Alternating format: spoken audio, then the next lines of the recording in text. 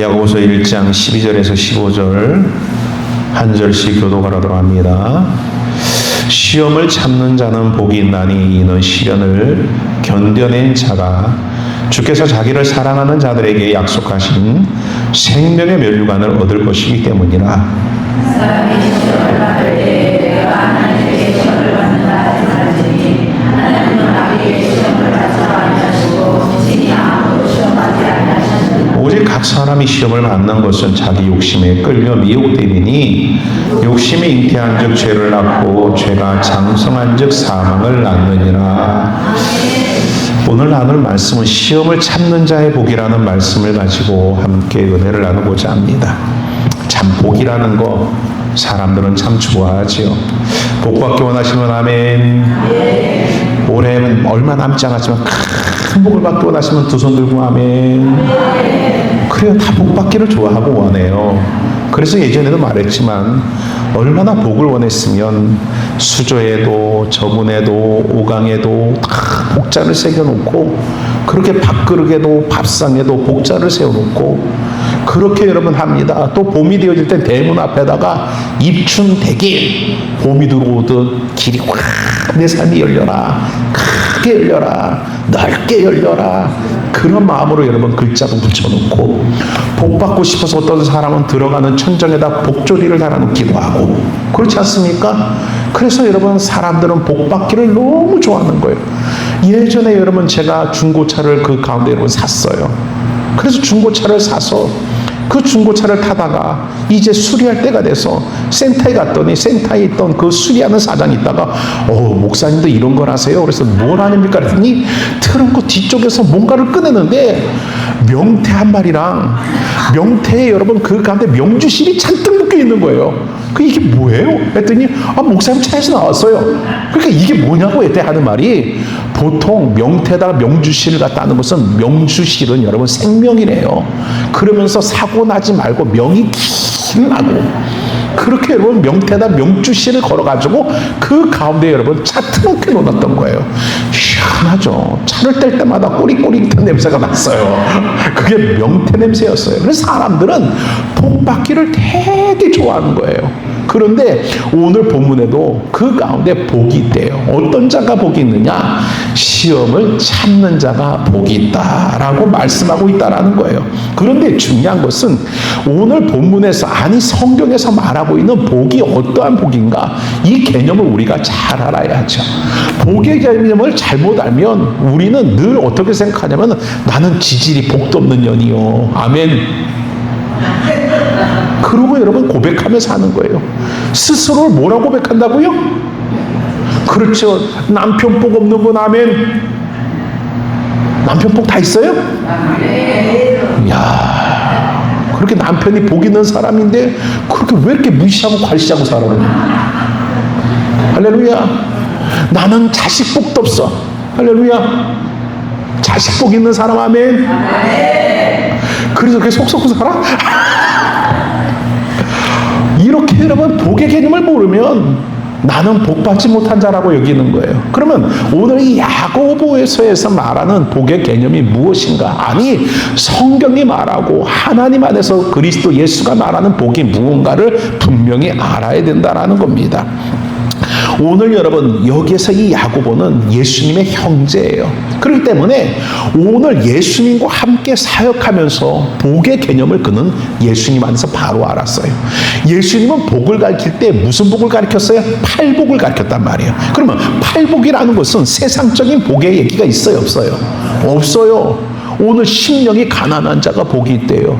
의에 줄이고 여러분 애통하는 자가 복이 있대요. 의를 위하여 핍박을 당하는 자가 복이 있대요. 어찌 보면 세상적으로는 전혀 복이 아닌 거야. 우는 게 무슨 복이야. 여러분 그 가운데 줄이는 게 무슨 복이야. 고난을 당하되 의를 위하여 고난을 당하고 핍박을 당하는 게 어떻게 복이야. 복이 아닌 것들을 주님은 복이다라고 가르쳤지요. 그렇기 때문에 야고보에게도 그 가운데 복의 개념은 세상적인 복의 개념이 아니라 오늘 예수 그리스도의 복의 개념을 갖고 있었어요. 그래서 그 복의 개념을 가지고 설명을 하고 있다라는 겁니다. 그래서 말합니다. 바로 시험을 참는 자가 복이 있대요. 근데 어떤 복이냐? 12절에 보면 시련을 견뎌내는 자가 주께서 자기를 사랑하는 자들에게 약속하신 무엇을? 생명의 멸관을 얻을 것이기 때문이다 라고 말하는 거예요. 그러면 오늘 야고보가 시험을 참는 자가 복이 있다라고 말했는데 그 복이 무슨 복이라고요?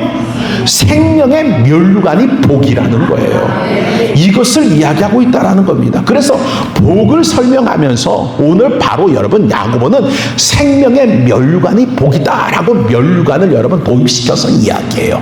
그러면 그 당시의 사람들이 이해하기 쉽도록 설명한 거예요. 그러면 그 당시에는 멸관이라는 것은 뭐냐면은 월계관이에요. 다시 말해서 운동 경기에서 이긴 자들, 승리한 자들, 운동 경기에서 1등한 자들에게 그 당시에 뭘 하냐면은 월계관의 멸관을 씌워줬어요. 그러면 그 월계관의 멸관은 뭘로 되어 있었느냐? 바로 생활을 잘라서 그 생활을 엮어가지고 그 가운데 월계관을 씌워줬다라는 거예요. 그런데 중요한 게 바로 뭐예요? 이 월계관, 생활의 월계관은 오늘 여러분 잘 알겠지만 교회도 보통 꽃꽂이들 많이 하죠. 그러면 그 교회에서 꽃꽂이 할 때 생활을 사다가 그 생활을 갖다 꽂아요. 그러면 그 꽃꽂이가 얼마나 가요? 얼마나 가요? 기껏해야 여러분 일주일에서 열흘 가면 다시 시들어버리는 거야. 생활을 잘랐기 때문에 아름은 나와도 아무리 화려해도 그게 여러분 채 열흘을 넘기지 못하고 다 시들어버리는 거예요. 오늘 이것을 여러분 대입해서 말하는 겁니다. 오늘 진정한 복이라는 것은 이와 같이 사라져버릴, 이와 같이 시들어버릴, 이와 같이 여러분 쓸모없이고 사랑 여러분 그 가운데 여러분 폐기처분 내어질 한정적이고 한시적인 것이 복이 아니라 생명의 멸류관, 영원히 시들지 아니하고 영원히 여러분 사라지지 아니하는 이 생명의 멸류관을 너에게 주리라는 거예요. 세상의 복이라는 것은 여러분 한정적인 거예요. 세상의 복이라는 것은 한시적인 거야. 그렇기 때문에 여러분 그 복은 그 가운데 여러분 그렇게 오래 가지 못해. 세상이 말하고 있는 부, 세상이 가지고 있는 명예, 오늘 여러분 내가 병들어 버리면 아무것도 아니야. 내가 여러분 죽어버리면 그거 아무것도 아니야. 아무것도 아니야. 복이 아닌 거예요. 오늘 내가 여러분 1,000억을 갖고 있어요. 나 오늘 죽었어. 그게 무슨 소용이냐고요. 1,000억 갖고 여러분 그 가운데 하늘나라 가요? 1,000억 갖고 여러분 그 가운데 저 세상 가요? 아니야. 이 땅에서만 한시적인 거예요. 젊음도 한시적인 거야. 건강도 한시적인 거야. 점점 늙어버리고 점점 병들어버리고 점점 여러분 죽음에 따라 다가오는 시들어버리는 인생이 이 땅의 생명이에요. 그렇기 때문에 그것을 야고보는 복으로 이야기하지 아니하고 시들지 않고 여러분 그 가치가 없어지지 아니하는 오늘 영원한 생명을 복이다라고 이야기하고 말씀하고 있다라는 겁니다. 오늘 이 자리에는 여러분들도 과연 무엇을 복으로 여깁니까? 오늘 여러분은 복을 받은 자예요, 못 받은 자예요? 복을 받은 자예요. 무엇을 받았어요? 생명을 받았잖아요. 그러면 복 받은 자는요, 우리가 살아보세요. 세상에 복 받은 사람들은요, 세상 복 받았다고 얼굴이 빵긋빵긋. 세상에 복 받은 사람은 복 받았다고 어깨에 힘이 빡 들어가고 허리가 꼿꼿하고, 할렐루야. 세상에 복 받았다고 그 가운데 입을 벌려서 나 복 받았다라고 자랑질하고 돌아다녀. 내 자녀가, 내 남편이 복 받은 이야기들은 여러분 그 가운데 여러분 떠들고 돌아다니는 거예요.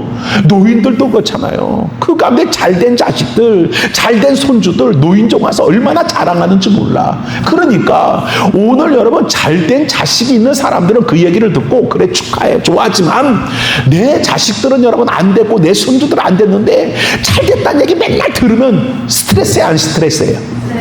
그렇지요. 사돈이 땅을 사면 배가 아파요, 안 아파요? 아프잖아. 솔직히. 할렐루야.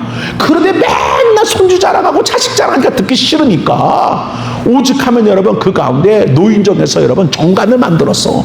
뭐냐면은 노인정에 와서는 자식 자랑 금물, 자식 자랑할 때 벌금을 5,000원, 이렇게 벌금을 물은 거예요. 그랬는데 놀랍게도 여러분, 할머니 하나가 딱 오더니 5,000원을 딱 꺼내놓고 그러고 시작하는 거야. 벌금 물고 시작하는 거야. 뭐 하고 싶어서? 자식 자랑, 손주 자랑하고 싶어서. 그게 여러분, 세상에 여러분 그 사람들의 즐거움이죠. 자랑할 것이 있으면 여러분 그 가운데 입을 감당이 못하는 거야. 돈을 주고 살아도 내가 자랑하는 거야. 이게 사람들인 거야. 그러면 여러분도 오늘 복을 받은 사람이라 그랬잖아요. 할렐루야. 그러면 뭘 자랑해야 돼요? 그렇죠. 예수를 통해 생명을 받았으니까 우리는 입만 열면 누구 얘기해야 돼요? 예수를 얘기해야 돼요. 할렐루야. 근데 그 얼굴 갖고 예수 전하면은요, 돼요, 안 돼요? 안 돼. 그러지 않습니까? 어떤 분이요, 그 가운데 예수를 믿었는데 어떤 분이 예수를 믿었느냐? 정육점 주인이 예수를 믿은 거예요. 근데 이 정육점 주인이 예수를 믿었는데 이 정육점 주인이 대머리에다가 턱수염을 기르고 등치는 크고 맨날 여러분 그 가운데 런닝에다가 앞치마를 하고 그렇게 여러분 갔다가 정육점 일을 하는데, 옛날 정육점은요 빨간불이었잖아요. 고기가 신선해 보이라고. 그런데 한 사람이 이렇게 와서 아저씨 삼겹살 2근만 주세요 하고 그 가운데 아줌마가 와서 삼겹살을 사는 거야. 그랬더니 이 정육점 주인이 예수 전하고 싶어서 그 가운데 여러분 그 큰 칼을 들고 아줌마 교회 다니세요? 하면서 고기를 쓰는 거야. 그 아줌마 교회 다니셔야 돼요. 예수를 믿어야 돼. 그러면서 칼을 들고 고기를 썰면서 그 빨간 여러분 조명에 등치는 산만해가지고 만민바람에다가 대머리에다 콧셈을 기르고 그 칼을 들고 예수 꼭 믿어요 하니까 이 아줌마가 소리를 지르고 도망갔다라는 거야. 할렐루야. 오늘 여러분도 그 가운데 예수가 복인 사람은 예수만 생각해도 여러분 얼굴이 방긋방긋하고, 예수만 생각해도 여러분 기쁜 거야. 즐거운 거야. 그래서 여러분들이 그 기쁘고 즐거운 모습으로 그 가운데 예수를 전할 때에 그게 예수 그리스도가 전파되어지지. 세상의 무거운 짐을 나 홀로 지고 견디다 못해 쓰러지기 일보 직전에 얼굴을 가지고 예수를 믿어라. 그러면 그 사람들이 너나 좀 잘 믿어야겠다. 할렐루야. 오늘 여러분 진정한 복은 야고보는 말하는 거예요. 무엇이 복이라고요? 생명이 진정한 생명, 바로 예수가 복이다. 할렐루야. 오늘 여러분, 그러면서 오늘 여러분 하나님 안에서 이와 같이 생명의 면류관을, 오늘 여러분 그 시험을 참는 자가 복을 받되 생명의 면류관을 받을 것이다 라고 말씀하고 있어요. 성경에 보게 되면 요한계시록에 7교회가 등장합니다. 초대교회에서부터 여러분 그 가운데 여러분 아시아의 7교회가 등장하는데, 이 7교회를 보면 책망받은 교회가 있고 칭찬받은 교회가 있어요. 그러면 유일하게 칭찬받은 교회가 2교회가 있습니다. 어떤 교회와 어떤 교회입니까? 그렇죠. 서머나 교회와 빌라델피아 교회라는 것입니다. 그런데 여러분, 오늘 여러분 이 빌라델피아 교회라는 그 이름, 서머나라는 그런 이름, 유럽에서 미국에서는 빌라델피아 교회라는 이름을 많이 사용합니다. 그런데 서머나라는 교회 이름을 많이 사용하지 않아요. 우리나라 한국에서도 여러분 서머나라는 교회 이름을 거의 많이 사용하지 않아요. 왠지 압니까? 서머나라는 이름의 뜻은 여러분 따라합시다. 쓰다, 고통스럽다, 그런 의미의 뜻을 담고 있어요. 그러니까 서머나 교회, 그럼 무슨 교회예요? 쓰고 고통스러운 교회야. 그러니까 그 이름을 쓰고 싶어요, 안 쓰고 싶어요? 안 쓰고 싶죠. 그래서 빌라델피아 교회 이름을 많이 쓰게 되어집니다. 그런데 성경에서 오늘 여러분 책망받지 않는 이 2교회 가운데 서머나 교회를 향하여 생명의 면류관을 주리라 라고 약속받은 역사는 서머나 교회 하나밖에 없다라는 거예요. 그런데 거기서 칭찬하기를 뭐라 말하느냐? 내가 너의 환난과 궁핍을 안다라고 말씀하셔요. 서머나 교회가 뭐가 있다고요? 환난과 궁핍이 있대요. 그것을 안다라고 말씀하십니다. 그러면서 내가 죽도록 충성하라. 그러면 생명의 면류관을 내게 주리라 라고 서머나 교회를 향하여 말씀하고 있다라는 겁니다.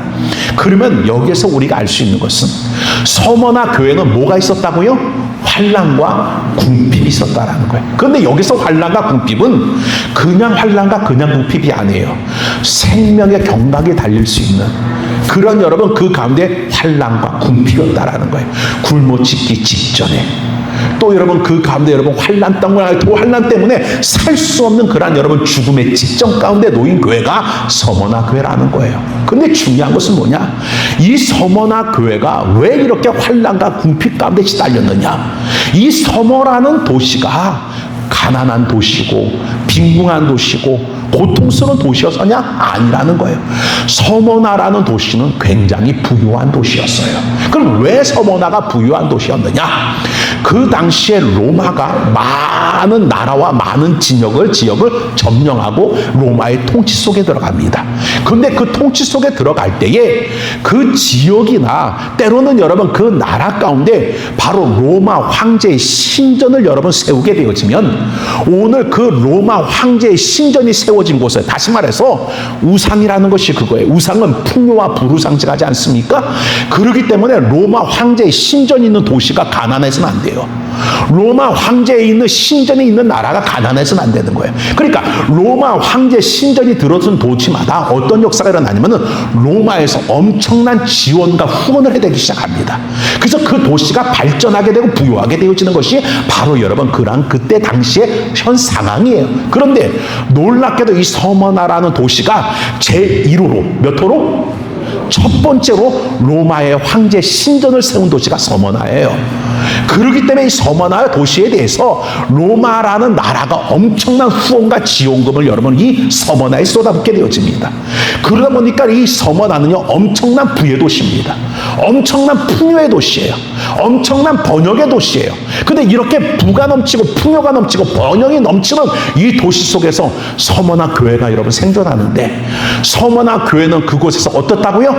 환난과 먹지 못할 정도로 궁핍에 여러분 놓여 있었다라는 거예요. 할렐루야. 그럼 왜 그랬을까? 왜 그랬을까? 그 이유는 다른 것이 아니라 바로 예수 그리스도에 대한 믿음을 지키기 위해서였다라는 거예요. 황제의 신전에 여러분 절하지 아니하고 황제의 신전에 제사하지 않으면 그들은 여러분 먹고 살 길이 없는 거예요. 장사도 할 수 없어요. 오늘 여러분 생업을 할 수 없는 거예요. 그럼 생업을 못하면 돈벌이가 있어요, 없어요? 돈벌이가 없으니까 살아갈 길이 없죠. 오늘 여러분의 삶 속에서 그래도 어찌됐건 여러분들이 살아갈 수 있는 이유는 돈 버는 사람이 집에 있어요, 없어요? 미안합니다, 없나 보다. 그렇지 않으면 여러분 그 가운데 돈 버는 사람이 없으면 정부에서라도 여러분 쌀을 주고 정부에서도 그나마 지원을 해서 그나마 죽지 않도록 살게 만들어줘요. 그래 안 그래요? 그러나 서머나 도시에는요 오직 신전에 숭배하지 않는 신전에 등록되지 않은 자들은 아무런 지원도 아무런 혜택도 아무런 일도 할 수 없게끔 다 막아버리는 거예요. 그러니까 일자리도 없는 것이고 생업을 할 수 없는 것이고 아무것도 할 수 없는 것이기 때문에 그들에게는 여러분 목숨의 경각이 달린 환난과 그들에게는 여러분 그 가운데 죽을 수밖에 없는 궁핍이 그들에게 있었다라는 것입니다. 감당할 수 없는 무게로 이와 같이 환난과 그 가운데 궁핍이 그들을 짓눌렀다라는 거예요. 그런데도 불구하고 서머나의 성도들은 믿음을 저버리지 않아요. 믿음을 포기하지 않아요. 우리가 잘 아는 오늘 폴리갑의 이야기를 우리는 압니다. 그 당시 서머나 교회를 담당하고 있던 주교가 바로 이 폴리갑이었어요. 그들이 아무리 여러분 그 가운데 생업을 막아버리고 모든 것을 여러분 다 단절시켜도 신전에 와서 등록하고 신전에서 제사하지 않아요. 그러니까 어찌합니까? 오늘 폴리갑이라는 대표인 그를 잡아서 죽여버리면 오늘 그 가운데 서머나 교회는 무너지리라라고 판단하고 이 폴리갑을 여러분 그 가운데 체포령을 갖다가 여러분 내리게 되어집니다. 그때 이 폴리갑을 지켜내기 위하여 폴리갑을 여러분 성도들이 그 가운데 다른 곳으로 이주시킵니다. 그런데 폴리갑이 여러분 어느 지방으로 여러분 떠돌게 되어졌을 때 소문을 듣게 되어지는데 서머나 성도들을 데려다가 고문하고 핍박한다는 얘기를 듣게 되어진 거예요. 그러니까 이 폴리갑이 나 하나 때문에 오늘 성도들이 핍박과 고문과 죽음을 당한다는 이야기를 듣고 결국 여러분 그가 체포를 당하게 됩니다. 그가 체포되어졌을 때에 하늘에서 놀라운 음성을 듣게 되어집니다. 그것은 다른 것이 아니라 장부와 같이 남자와 같이 담대하라라는 하늘의 음성을 듣게 되어집니다. 그리고 나서 그가 체포되어졌을 때에 그에게 여러분 회가 들어옵니다. 너가 예수를 부인하고 신전에 와서 제사를 하게 되었으면 너의 모든 생명을 책임져 줄 것이다. 너의 교회도 지켜줄 것이다 라고 말을 합니다. 그렇지 않으면 너는 죽음을 당하게 될 것이다 라고 말합니다. 그때 폴리갑의 유명한 일화가 있죠. 86년의 생애를 내가 살아왔습니다. 하나님은 한 번도 나를 부인한 적이 없으시고 하나님은 한 번도 나를 버리신 적이 없습니다. 근데 나는 잠시의 삶을 위하여 내가 어찌 하나님을 부인하고 어찌 하나님을 외면할 수 있겠습니까? 라고 그는 고백하고 결국 그는 화형의 이슬이 되어져 그는 여러분 순교하게 되어졌다라는 것입니다. 할렐루야. 오늘 여러분 우리들의 삶 속에서 바로 이 서머나의 이런 사건들을 아시기 때문에 오늘 주님은 말하는 거예요. 무엇을 말합니까? 환난과 궁핍을 안다라는 거예요. 할렐루야. 그러나 죽도록 충성하라. 그러면 내가 너에게 생명의 멸류관을 주시리라 라고 하시는 겁니다. 오늘 하나님 안에서 우리는 무엇을 위해서 살아갑니까? 이 땅의 생명을 위해서 살아가는 자가 아니라 영원한 생명을 위해서 살아가는 자예요. 오늘 우리의 이 땅의 생명이 오늘 끝나도 우리는 아쉬울 게 없는 자들이에요. 왜요? 영원한 생명을 우리 가운데 발락하여 주셨기 때문에. 할렐루야. 그래서 여러분 예수 믿기 때문에 손해봐도 우리는 괜찮아요. 예수 믿기 때문에 여러분 때로는 여러분 잃어버려도 괜찮아요. 예수 믿기 때문에 여러분 때로는 빼앗겨도 괜찮아요. 왜냐? 내 생명은 빼앗을 수 없기 때문에. 어떤 생명? 영원한 생명은.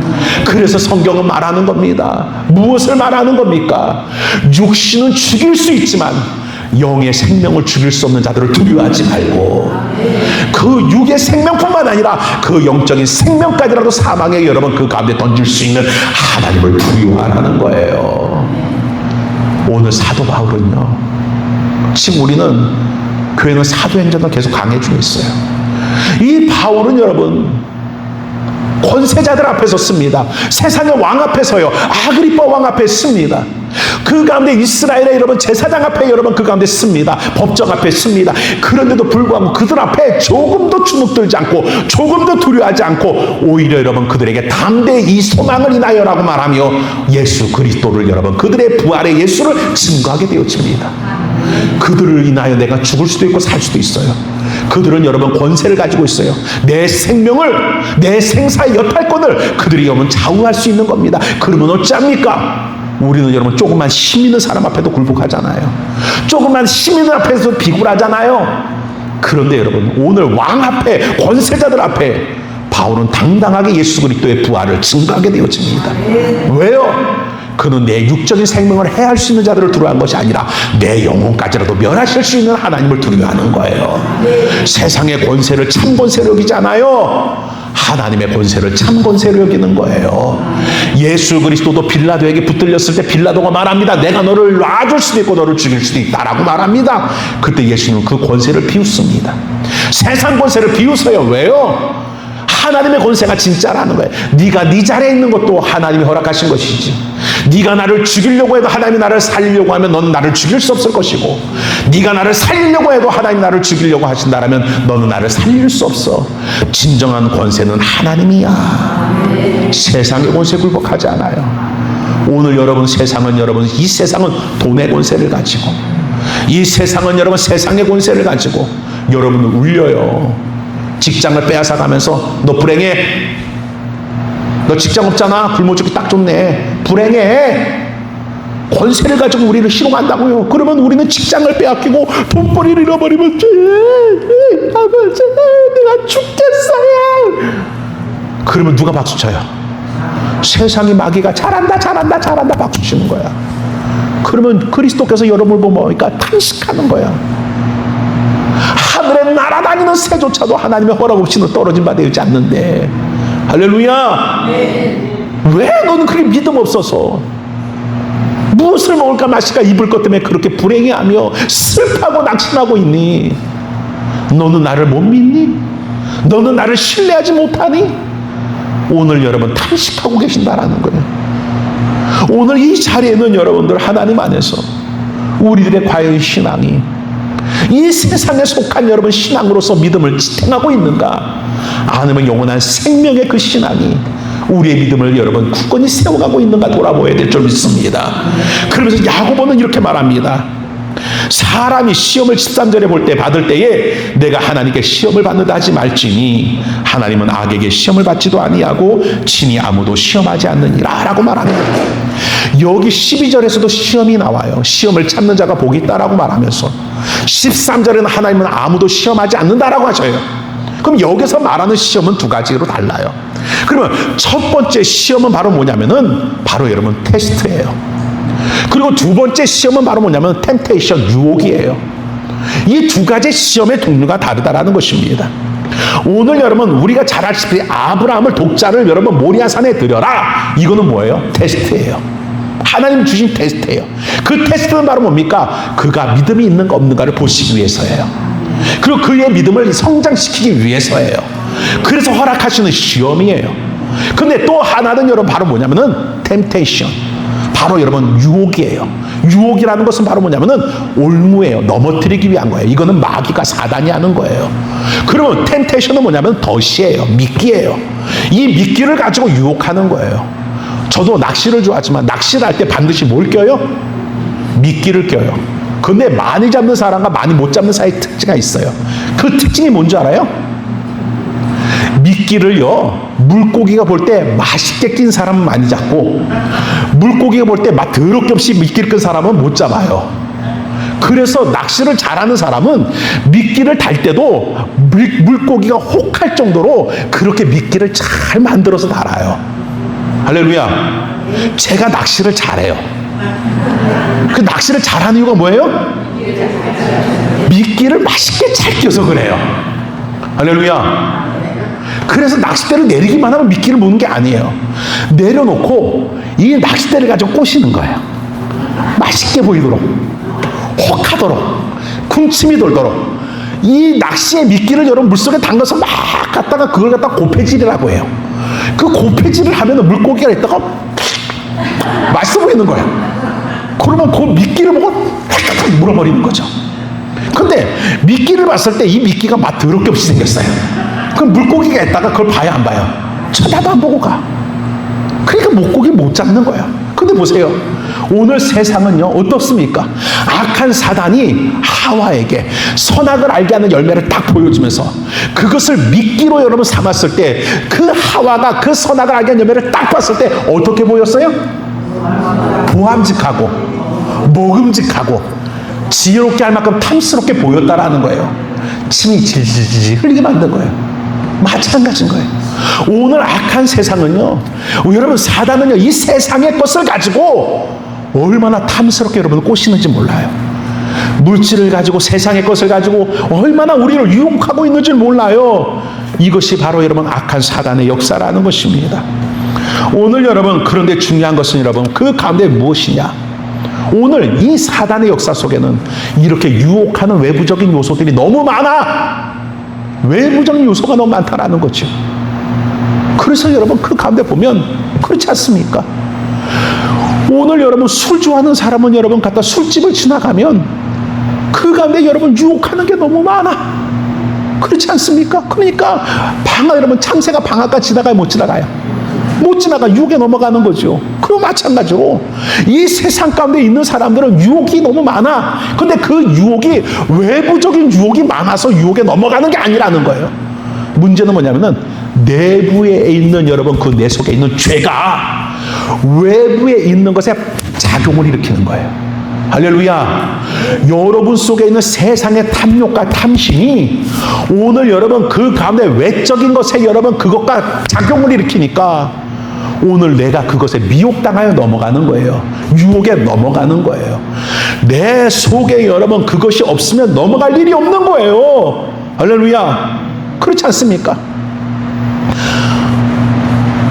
제가 전도사 시절 때요, 세상에서 여러분 직장 생활하고 방황하다가 하나님의 부르심으로 와서 신학을 여러분 들어오신 분들이 있어요. 형들이죠. 나보다 형들이죠. 그런데 그 형이 이런 고백을 해요. 무슨 고백을 하냐면은 옛날에 죄된 습관과 그 쓴뿌리가 버려지는 게 너무 힘들다라는 거예요. 그럼 왜 그런가 봤더니 예전에 예수 없이 살 때 술 먹고 방황하고 방탕하게 살았던 삶이 있잖아요. 그런데 예수를 믿고 그 가운데 신학을 왔는데도 불구하고 고난이 오고 고통이 오고 괴로움이 오니까 자기도 모르게 어느 순간에 그 술로 자기의 고통과 그 가운데 그 모든 스트레스를 풀고 있더라는 거예요. 전도사인데도 불구하고. 그게 왜 그러냐? 지난날의 그런 경험들이 자기 내부 속에 있으니까 너무 힘들고 고통스러우니까 그 마음이 외적인 것과 딱 맞아 떨어져 버리니까 그 행위가 또 나오더라는 거예요. 그런데 저는 어려서부터 여러분 그 가운데 신앙으로 자랐어요. 그러니까 담배를 모르고 술을 몰라요. 안 믿나 보다. 전혀 몰라요. 그러니까 나는 어려서부터 신앙 안에서 자랐으니까 괴롭고 고통스러우면 그냥 늘 엄마가 하는 말이 기도해. 기도해. 맨날 기도해. 아파도 기도해. 힘들어도 기도해. 배고파도 기도해. 시험 못 봐도 기도해. 맨날 이거밖에 안 했거든.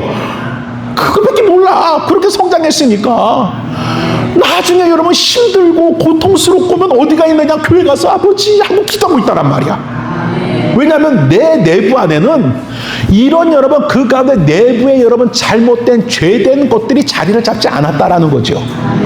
근데 예전에 경험들이 있는 사람들은 그것들이 잠재되어 있다가 어느 순간에 외적인 것과 딱 결탁이 되어져 버리니까 그런 것들이 여러분 그 가운데 죄로 역사되어지는 일들이 나타나게 되어지고 말더라는 거예요. 오늘 죄라는 것은 우리 속에 잠재되어 있다가 어느 순간은 외적인 것과 결탁을 자꾸 일으켜요.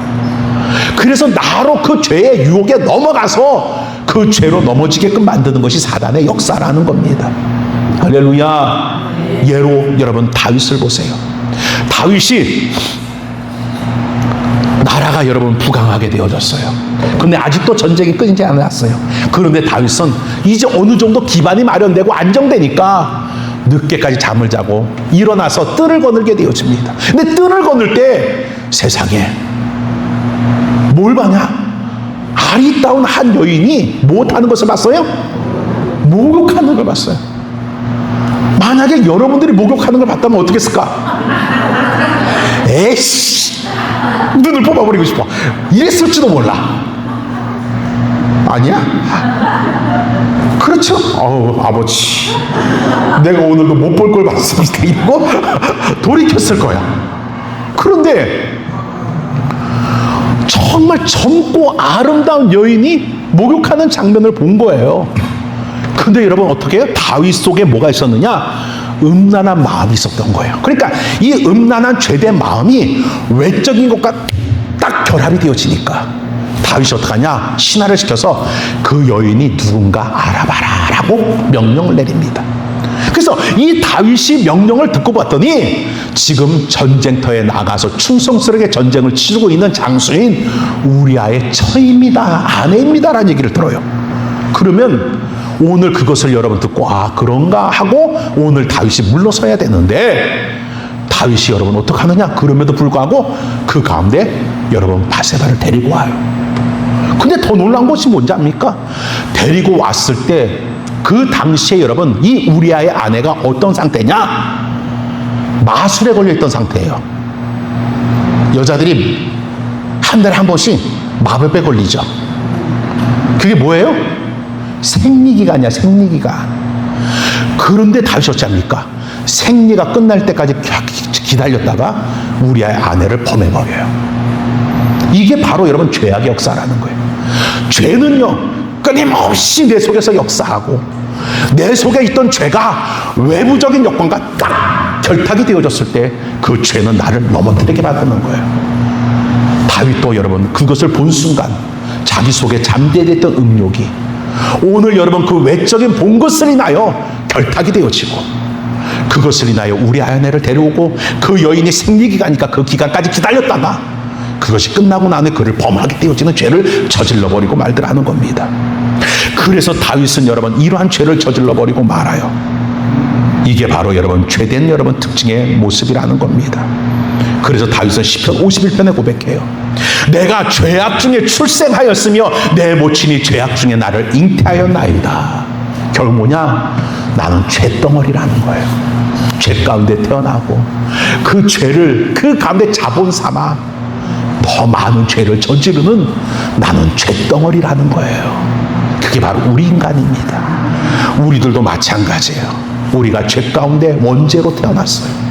원죄를 갖고 태어난 우리들이 좀 그렇게 세상에서 사업수단이 좋았으면 여러분들 다 부자 될 텐데, 세상에서 돈 버는 사업수단은 없는데 죄를, 원죄를 미천 가지고 얼마나 많은 죄를 찍어냈는지, 할렐루야, 얼마나 많은 죄를 양산했는지, 원죄 하나 갖고 미워하고 시기하고 질투하고 경쟁하고 너무나 많은 죄들을 막 양산해내고 있다라는 거예요. 그게 바로 죄덩어리인 우리라는 거예요. 다윗은 그것을 고백하고 있다라는 겁니다. 그런데 반대적인 사람이 있습니다. 요셉이에요. 요셉이 억울하게 형들에게 인신매매당해 팔려 그가 보디발의 집에 그가 노예로 들어가게 됩니다.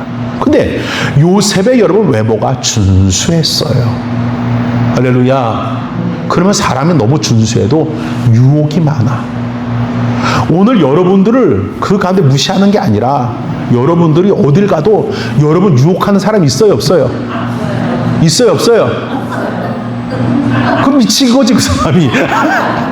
사기꾼이거나. 그래요. 나도 어딜 가도 나를 유혹하는 사람이 있어, 없어? 나를 무시하는 거야?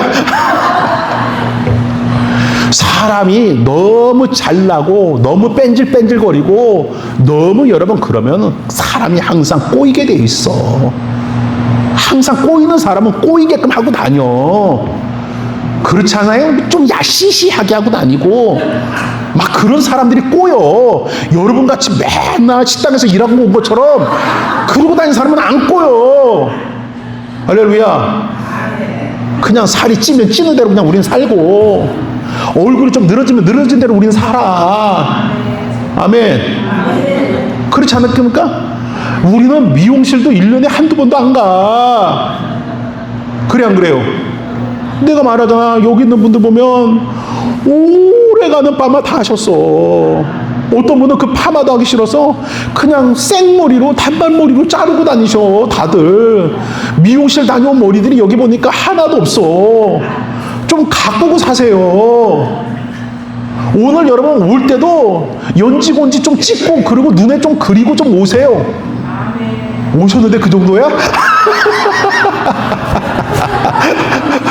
졌다.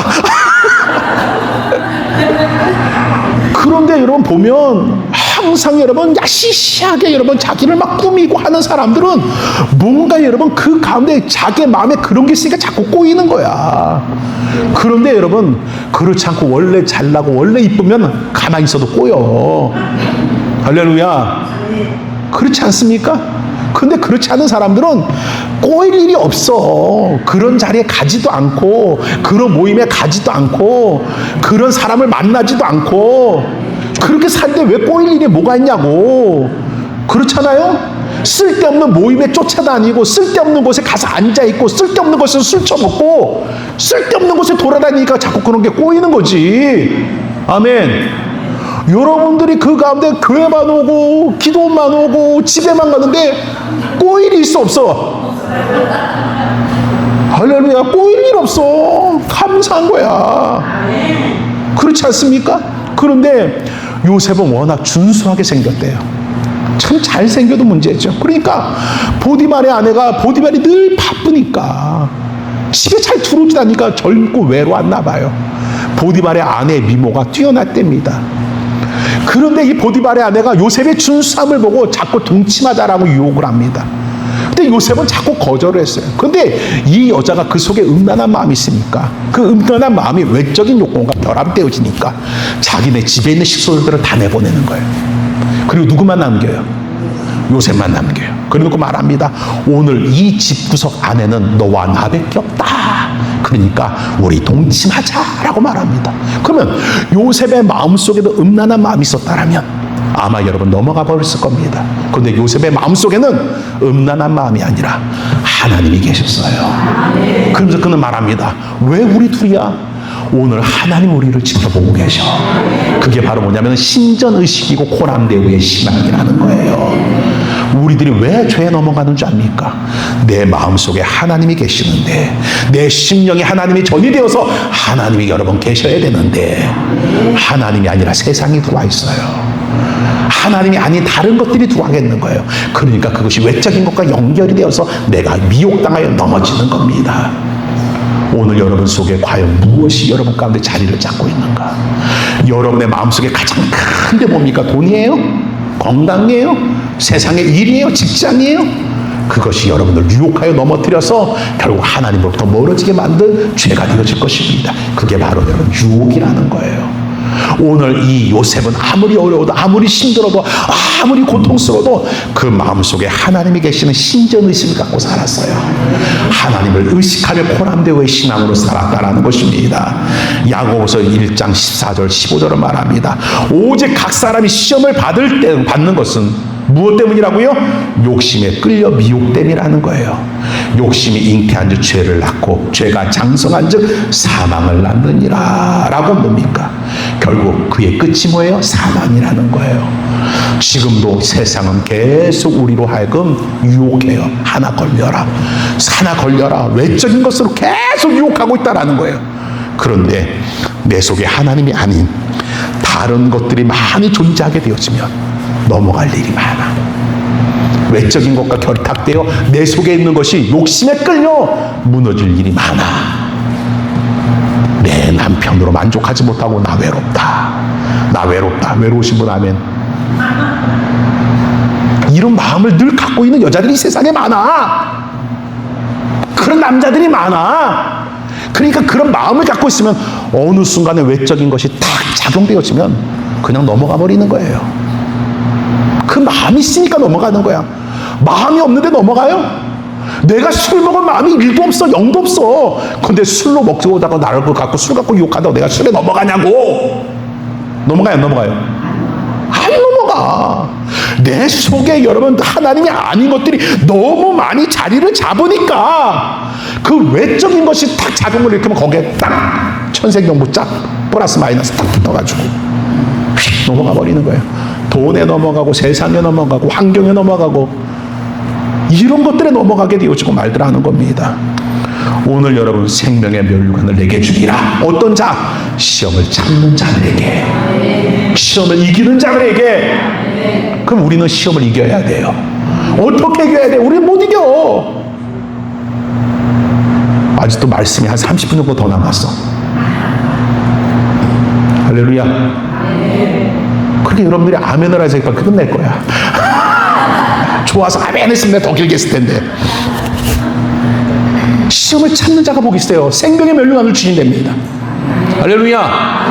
하나님께로 오던 시험이든 마귀가 가져다주는 유혹이든 그것을 이기는 자가 복이 있는 거예요. 생명의 면류관을 받는 거예요. 근데 우리는 이길 힘이 있어요, 없어요? 우리는 그래요.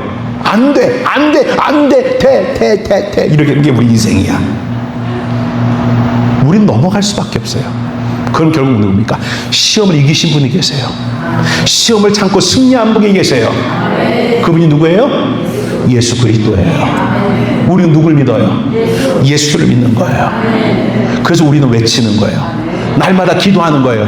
예수의 이름으로 해결해달라고 기도하는 게 아니에요. 내 속에 있는 하나님이 아닌 다른 것들을 채워달라고 기도하는 게 아니라 그것들이 외적인 것과 결탁되어 넘어가지 않도록 오직 예수로 말미암아 승리할 수 있도록, 하나님을 신뢰할 수 있도록 위하여 기도하는 거예요. 그래서 날마다 나를 쳐서 복종하는 거예요. 그래서 바울은 하루에 3번씩 자기를 쳐서 복종시키는 일을 해요. 왜냐? 그렇지 않으면 죄가 자기를 왕노릇하기 때문에. 그래서 날마다 자기를 쳐서 복종하는 거예요. 그래서 바울은 고백하기를 뭐라고 고백하냐 따랐잖아. 나는 날마다 죽노라. 여러분은 살기 위해서 모인 자들이 아니야. 지금 한국 복음이 잘못되다 보니까 자꾸 살기 위해서 교회를 다녀. 육적으로 살기 위해서, 육적으로 잘 살기 위해서, 육적으로 뭔가 되기 위해서 여러분 예수를 믿어. 그러니까 시험에 자꾸 넘어가는 거야. 그러니까 신앙생활 잘하는 것 같은데 그 가운데 돈 때문에, 생업 때문에, 뭐 때문에 어느 순간에 여러분 예수 보고 다 떠나버리는 거예요. 꼭 예수는 어떤 사람이 뭐냐, 할 일 없는 사람이 모여서 예배 드리는 것처럼 착각하는 거예요. 아니에요. 우리가 하나만에서 여러분 모이는 것은 죽기 위해서요. 나를 따라오려거든 어떻게 하라 그랬어요? 자기 십자가를 지고, 십자가는 뭐예요? 나를 죽이는 거에 십자가예요. 나를 따르라는 거예요. 자기를 부인하고 따르라고 했어요. 오늘 내 속에 있는 것들이 부인되어져야 돼요. 자꾸 나를 속이려고 하고 있단 말이야.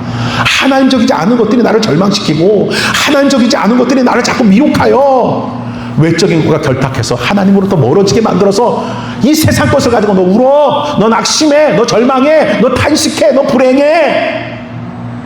반대로 세상 것을 가지고 너 웃어, 너 그거 가지고 행복해.